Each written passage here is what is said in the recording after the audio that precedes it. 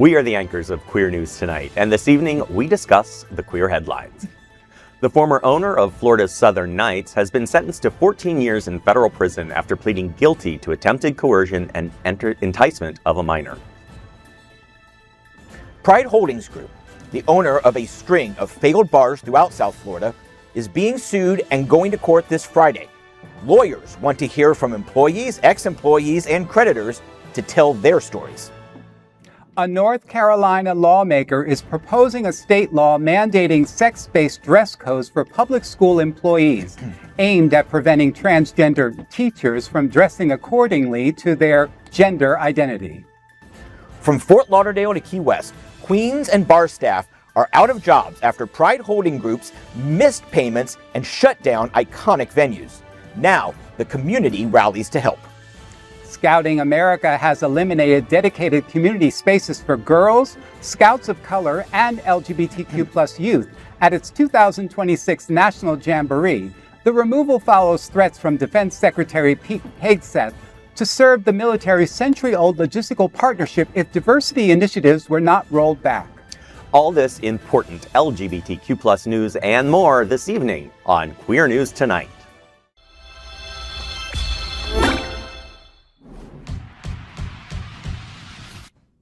Welcome to Queer News Tonight. This is the world's first and only LGBTQ daily news television show, broadcasting live and available on demand on your favorite streaming channels. Analytics company vidIQ has certified Queer News Tonight YouTube channel as the world's most popular LGBTQ+ streaming news show. Our queer stories have reached more than 13 million views. We are proud that Queer News Tonight has more YouTube subscribers than any other LGBTQ brand in Florida. We thank you for watching and supporting our voice in the Rainbow family. There is no other news program in the LGBTQ world like Queer News Tonight. It is Monday, August 3rd, 2026. We are live and literally out of the closet and into the headlines. So many of your important stories we will tell this evening on Queer News Tonight.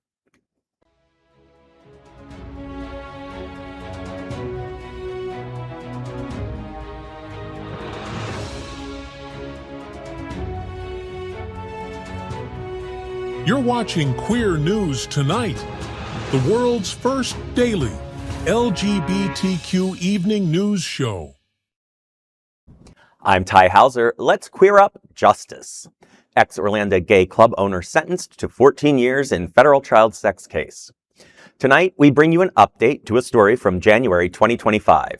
Former co-owner of Southern Knights nightclub in Orlando and Tampa, Richard Kowalczyk, and his husband, Eric Patrick, a former Orange County middle school teacher, have been sentenced to federal prison following a federal investigation into child sexual abuse material and illicit online solicitations.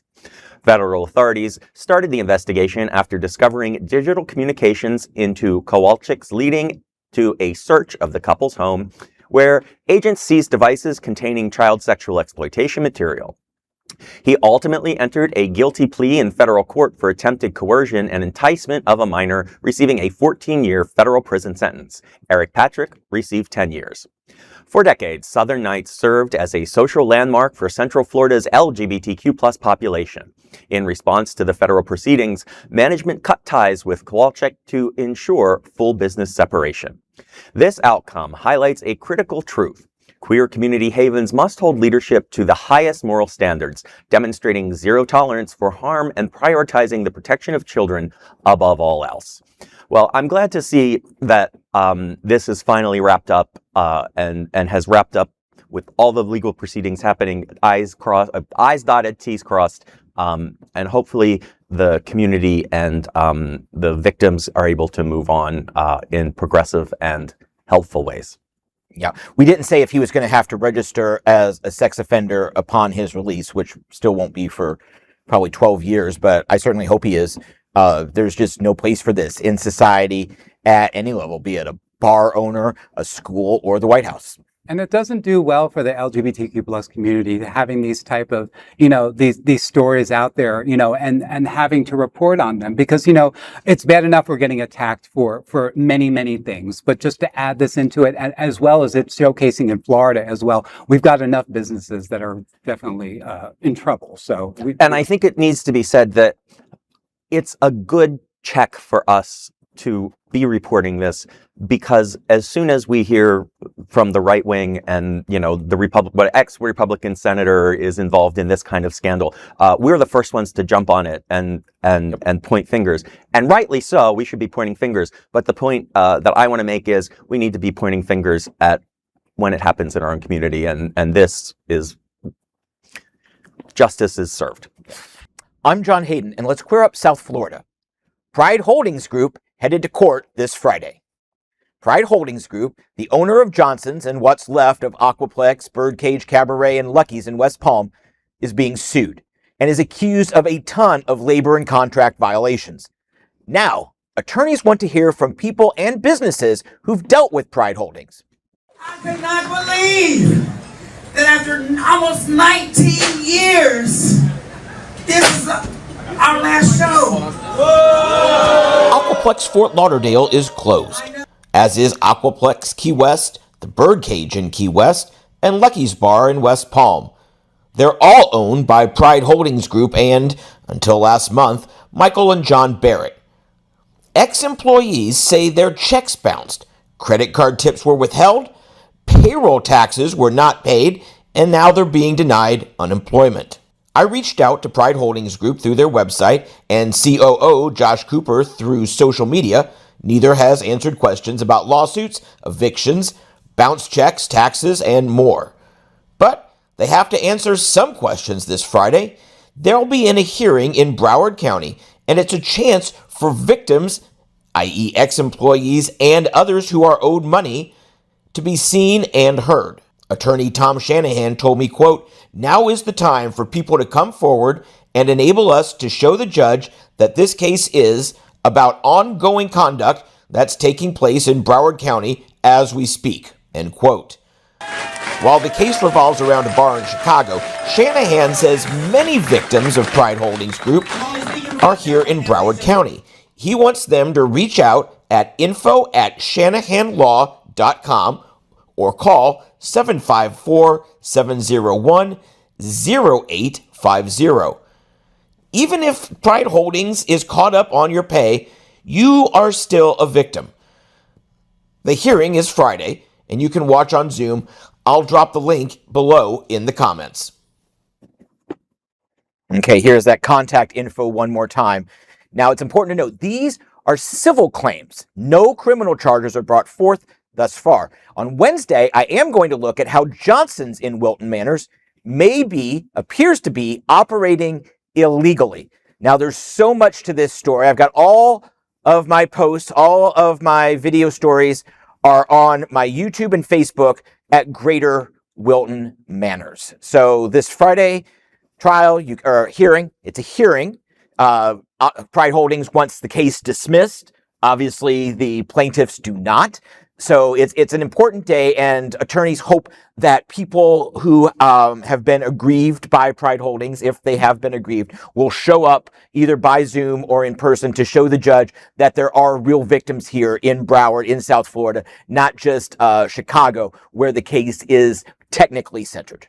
I'm glad that they're giving them a platform, you know, just to come up and speak for this, because that's very important, because sometimes people feel like that they're not heard in these situations. Yep. And so, you know, you don't know who could have been victimized by these people. So, you know, and it's really sad. This is such a developing story that keeps piling on. And it's like, when is it going to end? I feel like, but you know, I mean, we got to hold people accountable for what they're doing. And if you're running businesses and multiple businesses, you know, you have to have some sort of ethics code, making sure that people are getting paid, making sure that you're doing your due diligence with the government and with filings and stuff. It's so important. You can't just second guess everything or just feel like everything's being taken care of as an owner. Yep. Yeah. It's, you know, it just because I, of course, was out of town while most of this was developing. but it was always, it was interesting to me to see just how many of us all know someone who's directly affected by this. I'm sure the three of us all know someone who is out of work now, or is struggling to find something else. And we've reached out on social media, we've reached out in person, but John, you've been a stalwart of journalistic integrity here by pointing out what needs to be said and what needs to be shown to the community, so that we're aware of, just how important it is that the people who are in charge of our entertainment, or who are in charge of owning the venues of our entertainment, don't screw us over. Yeah. Because it's not good for anyone, especially such a tight-knit community. Absolutely. I'm Edward Otto Zielke, and let's queer up trans rights. North Carolina lawmaker proposes to ban trans teachers from dressing in their gender identity. State Representative Erin Perret wants new legislation to enforce a sex-based dress code for North Carolina public school employees, requiring teachers to wear attire aligned strictly with their biological sex assigned at birth. Perret stated in a Facebook post that her proposal aims to, quote, protect children from being exposed to more complex and mature gender identity questions and concepts at too young of an age, end quote. The announcement was triggered after conservative activist groups and local parents targeted a transgender elementary school music teacher. The proposal has drawn swift pushback from civil rights organizations, education advocates, and legal scholars who point out that sex-specific workplace dress mandates violate Title VII of the Civil Rights Act of 1964. The U.S. Supreme Court reaffirmed in Bostick versus Clayton County that federal employment protections prohibit discrimination based on gender identity and expression. For LGBTQ+ educators and allies, this proposed restriction represents another attempt to target trans professionals in public life, creating hostile work environments under the guise of protecting our children. This is not about protecting our children. This is about erasing transgender educators from the classroom entirely. And my years of performance in LGBTQ+ advocacy has taught me that when you see young people, like a music teacher living authentically, like several of mine have, that you can live your own truth, and it's worth celebrating. Yeah, absolutely. Yeah. Yeah. So just along the same vein, teachers are part of the community. Students, especially young students, have a strong affinity with their teachers. And when they see their teachers outside of the classroom, they like to acknowledge that. So think about how, if you're going to deny someone their authenticity within the classroom, that's going to be more confusing to students when they see them at the local arts festival, at a local event. It's not helping anyone here other than the, hateful part of the conservative party. Yeah, let's point this out. Whenever something trans comes up, a trans teacher, trans kids wanting to play sports, the entire works of government come to a screeching halt, and we must address this. There were 40 kids in America trans kids that wanted to play junior high or high school sports. Yeah. We had a Supreme Court case on this. We had dozens of states stop everything and make sure that these kids were punched down upon. Now there's one trans teacher in North Carolina, and we have to stop everything in government and make sure this woman is targeted. Do we say she was a woman or man? Well, it doesn't matter. To make sure this one trans teacher is targeted. Basically, the teacher, this is mainly targeted so that kids won't see, men in dresses. That's basically what it is. She looks at The Handmaid's Tale and goes, oh, that's fashion for our teachers right there. This is terrible. This is fascism. It's patently unconstitutional, even under this fascist court. Well, that's absolutely true. I'm Edward Otto Zielke, and let's queer up students and youth culture. Pentagon pressures forces Scouting America to scrap inclusion spaces at National Jamboree. Scouting America eliminated dedicated community spaces for LGBTQ+ youth, girls, Scouts of color, and people with disabilities at its 2026 National Jamboree in West Virginia following intense pressure from the Pentagon. Defense Secretary Pete Hegseth previously threatened to end the military's century-old logistical partnership with the organization unless it rolled back diversity, equity, and inclusion initiatives. A 6-page Defense Department memo obtained by pioneering gay scout advocate James Dale revealed that federal officials established regular checkpoints to monitor Scouting America's policy shifts. The removal of these includes hubs which have served as vital safe havens at prior jamborees, led several queer scout leaders to boycott the gathering.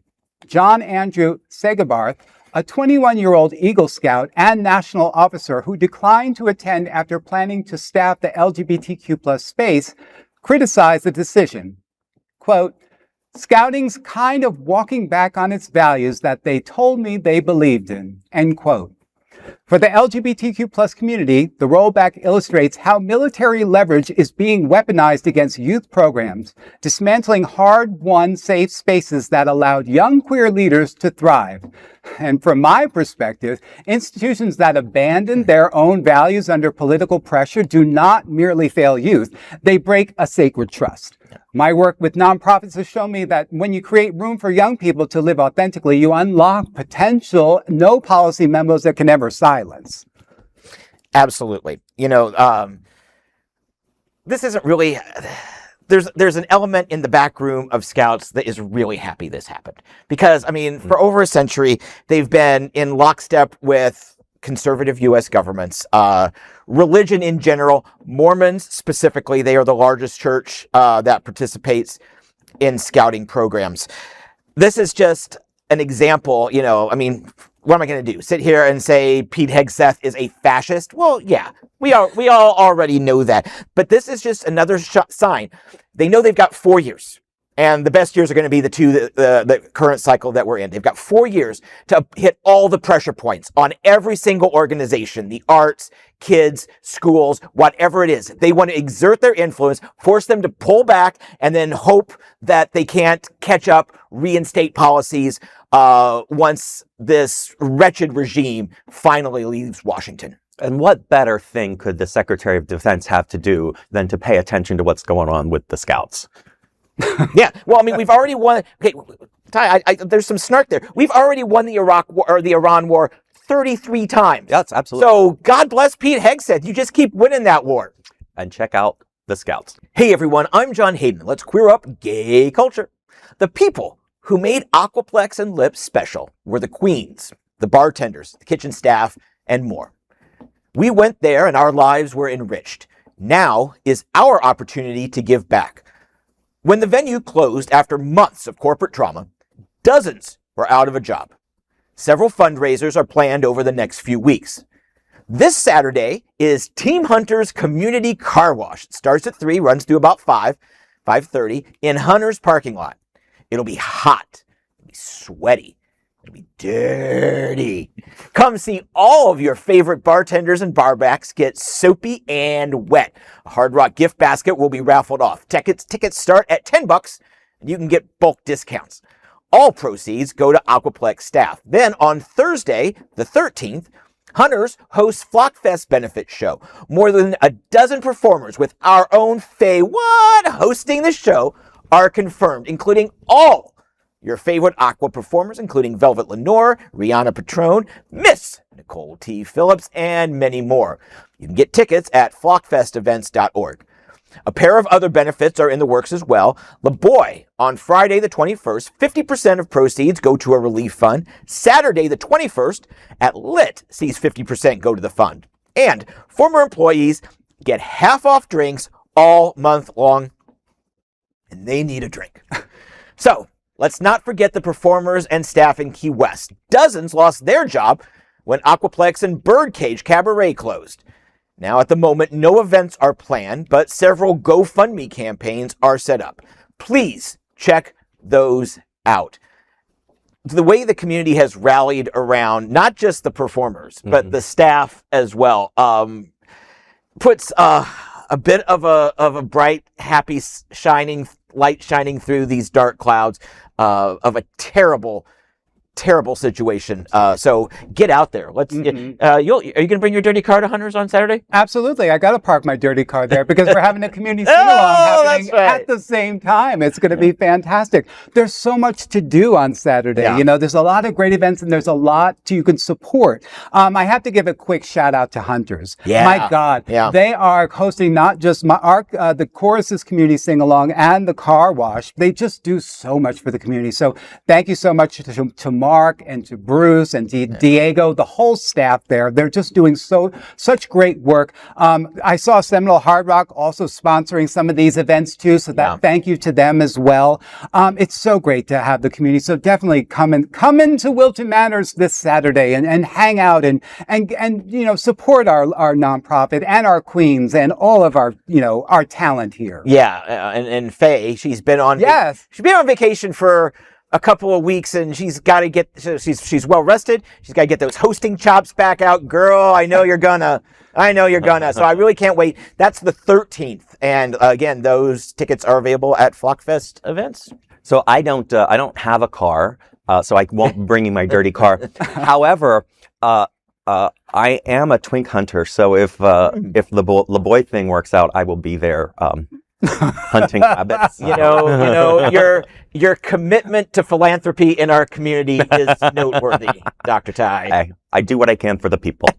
All right. Hotspots Magazine Happening Out Television Network is a nonprofit 501c3 media company in the same model as PBS and NPR, but created for the LGBTQ community. Our nonprofit mission is to support the 11 pillars of our community. That's right. Those pillars are lesbian, trans, Latino, Black, healthcare, seniors, students, faith, social justice, business, and, of course, queer culture. Help us support our diverse community. We are part of one of the largest LGBTQ plus nonprofit media companies in America. Hotspots Happening Out, South Florida. This year, our magazine is celebrating 41 years of the LGBTQ experience, and Queer News Tonight is celebrating our 5th anniversary with more than 16,000 LGBTQ television stories. We present South Florida's major LGBTQ events, including Pride Fort Lauderdale, Stonewall Pride, and PrideFête. Our magazine, events, television news, talk, and entertainment shows support our mission to educate the LGBTQ and broader world. In 2026, more than 100 community leaders will sit at this very table and share their voice as our anchors. Together, we host this show to support the LGBTQ community. Let's meet this evening's anchors at Queer News Tonight. Let's welcome anchor John Hayden, a journalist for 31 years. He now focuses on hyperlocal reporting, covering LGBTQ plus issues. Wilton Manors, Lauderdale by the Sea, Fort Lauderdale, and Oakland Park. You can see all his reports at Greater Wilton Manors on YouTube and Facebook. John, you are looking a little Caribbean tonight. What's happening? I am giving off Caribbean vibes. You are so observant, Dr. Houser. Yes, I am all set for this weekend's PrideFête in Wilton Manors at Richardson Park. The annual event celebrates Caribbean pride. Octavia Yearwood is back as hostess, and we are getting hyped. You just take the energy to the next level. Make some noise if you're nasty. Woo! Oh yeah, I need it real out of here because I like it nasty. All right. Thank you. And it's not the kind of thing that, I mean, everybody can fake it a little bit, but you're not faking it. You're like here and ready to go. Why do you love PrideFête so much?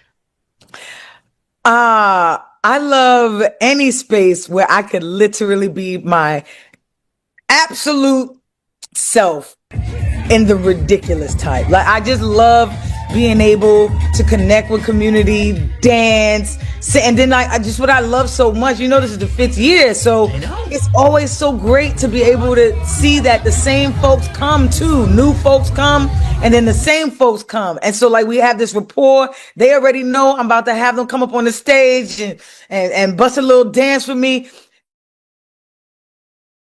I love her. I get to interview her every year for this event, and it's just like my favorite 15 minutes of the year. Okay, doors are at 6. Advanced tickets are $7.